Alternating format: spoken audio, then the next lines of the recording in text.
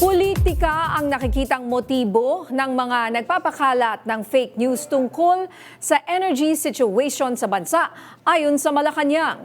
Yan ang umaarangkadang balita ni Christian Bascones. Sa lahat po na nakikinig sa atin ngayon, inaanyayahan ko po kayo na ipunin nyo lahat yung mga nagpe-fake news na yan, ibigay po sa amin dahil yan po ay talagang pakakasuhan po natin.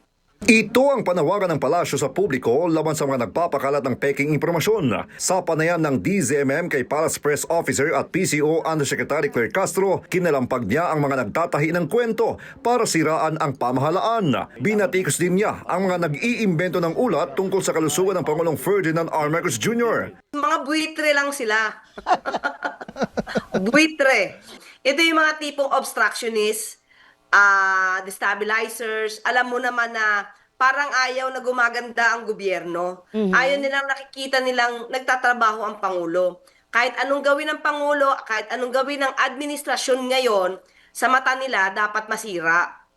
Sa gitna ng mga paghihirap na epekto ng pagtaas ng presyo ng langis, bunsod ng giyera sa Middle East, hindi na aniya dapat pabigatin pa ang problema ng bayan. Pwede po ba? Tumigil-tigil na kayo. Kasi wala po mapapala ang mga Pilipino natin. Ang paninira niyo po, hindi po yan nakakatulong sa ekonomiya. Ayon kay Castro, ang mga gawaing ito ay maiuugnay pa rin sa politika dahil ang mga nasa likod ng fake news ay pawang mga kontra sa administrasyon. Siguro po hanggat hindi po natin nakikita na nagtatrabaho yung ibang mga public servants natin na supposed to be nagtatrabaho at habang nagtatrabaho yung Pangulo natin para sa ating mga kababayan, ganyan po ang magiging naratibo nila. Dahil wala silang maipakitang trabaho ng kanilang iniidolo, ang sisiraan na lamang nila ay ang Pangulo natin. Una nang sinabi ng palasyo na patuloy na naghahanap ng maraming solusyon ang pamahalaan para maibsan ang bigat ng epekto ng mataas na presyo ng langis. Dagdag pa sa problema ang mga nagpapagulo sa sistema ng pamamahagi ng ayuda. Wag po natin samantalahin yung tulong po ng ating pamahalaan dahil inilalaan po talaga ito doon sa qualified na beneficiaries.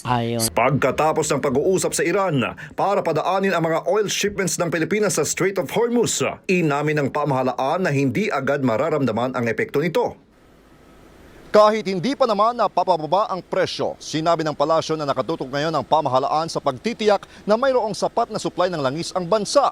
Sa pinakahuling pagpupulong kasi ng Pangulo kasama ang mga oil companies, ilan sa mga ito ang nagsabing aabot pa hanggang Hunyo ang kanilang mga natitirang imbak. Yung iba naman ang nagsabing hanggang Mayo na lamang. Pero kung ikukumpara raw sa mga nakaraang araw, malaki ang improvement ng pagdating ng supply ng langis sa ating bansa. Mula dito sa Malacanang, ako si Christian Bascones ng PRTV News, nagseserbisyo para sa Pilipino.